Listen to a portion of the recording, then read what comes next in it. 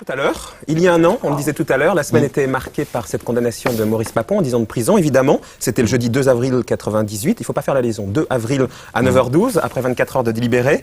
Eh bien, un an après, nous vous proposons une galerie de portraits. Thierry Ornay et Luc Hermann ont rencontré des gens très différents qui ont tous vécu ce procès. Ils racontent comment, un an après, ils sont toujours imprégnés de ces 6 mois d'audience.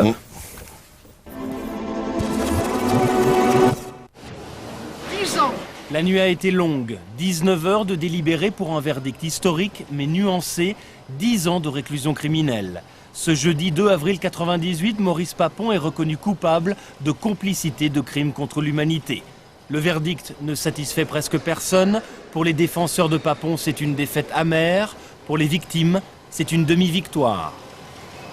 Ce que nous recherchons, c'est l'incarcération. C'est un combat qui va s'amorcer maintenant pour que nous puissions prolonger ce qui a été fait aujourd'hui. Je trouve que 10 ans, les jurys n'ont rien compris. Parce que demain, ça recommence. Qu'il soit amené 55 ans après, devant une cour d'assises, pendant 6 mois, et condamné à 10 ans, c'est une grande victoire, croyez-moi. Et ça n'a pas été facile. Quelle a été la réaction de Maurice Papon? Le mépris. Sans surprise. Il savait les pressions exercées. Le mépris. Maurice Papon quitte le palais de justice libre. Son pourvoi en cassation suspend sa peine.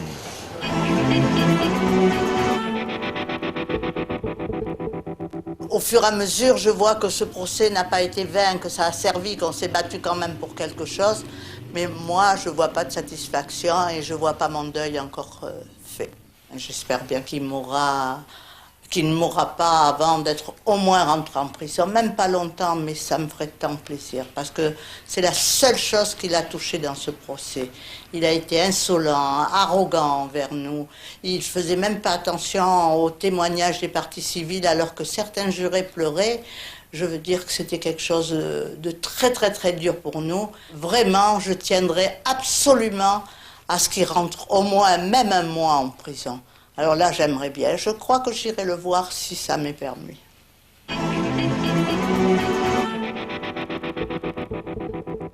Depuis un an, je vais vous dire, presque toutes les nuits, je me réveille en train de plaider. Je plaide longtemps. Je plaide enfin ce qu'il fallait plaider. Et je trouve les accents qui auraient converti les jurés en conscience civique et qui auraient entraîné l'acquittement. J'éprouve cette affaire comme à la fois l'événement de ma vie professionnelle, mais comme une sorte de chape. Et pourtant, ce qui me frappe le plus, c'est que depuis un an, tous les jours et plusieurs fois par jour, alors que Maurice Papon a été condamné, je suis, pour des raisons que je ne m'explique pas, félicité.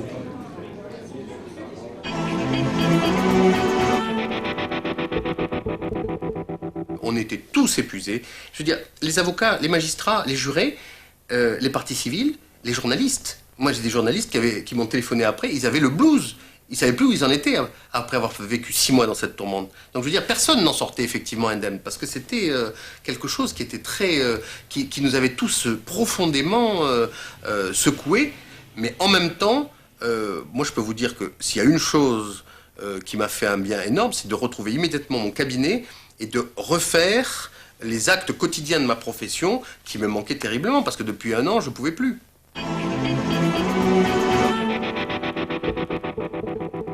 J'ai vécu durant tout le mois de septembre un moment de dépression personnelle, professionnelle. J'avais du mal à trouver un intérêt à ce que je faisais.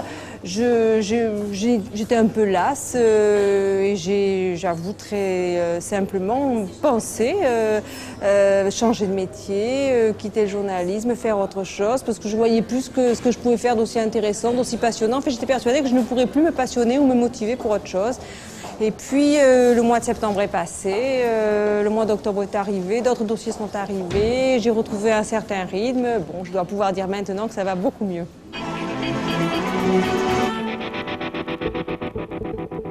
Il s'avère que je n'ai pas perdu pied et que ce que j'ai fait pour faire avancer l'affaire Papon, eh bien, je vais le mettre en œuvre dans différentes directions pour que la vérité éclate.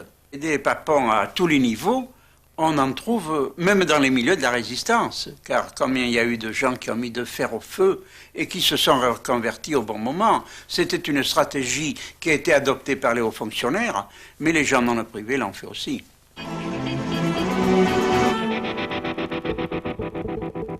Je suis passé devant le Conseil de l'Ordre, je suis poursuivi en diffamation.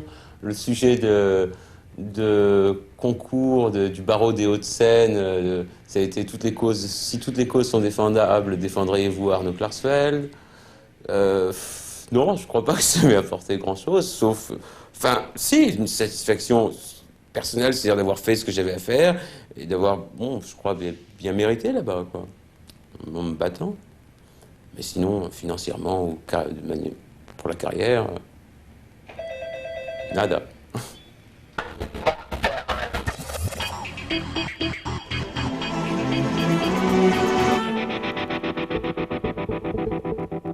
Illich Ramirez Sanchez Carlos me fait l'honneur de me désigner pour participer à son collectif de défense. Nous sommes 3.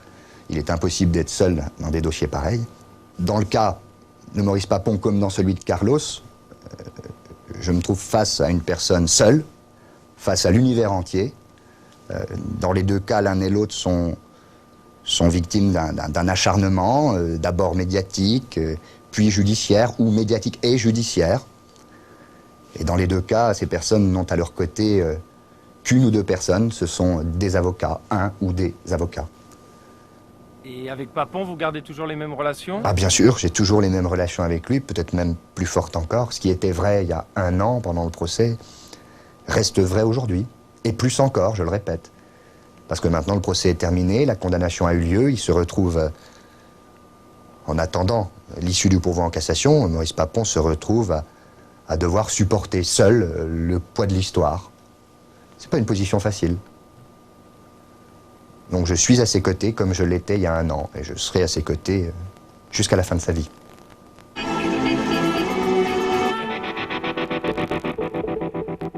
On n'est pas pareil parce qu'on a entendu des choses qui n'appartiennent pas au fictif, qu'on avait imaginé appartenir au fictif, mais qui appartiennent vraiment au réel. Après avoir vécu ça, non, je suis beaucoup plus inquiète. Ça a existé. Mais vous regrettez pas? Ah non, non, non, non, non, non, non. Très sincèrement, quand j'ai relevé cette petite annonce demandant une sténo, pour seconder donc des journalistes, 2 mois et demi, je me suis dit, bon, je peux le faire. Ça a duré 6 mois, ça a été quelque chose de très difficile. À refaire, je suis pas sûre que je le referai. C'est vrai qu'on perd un peu de son innocence.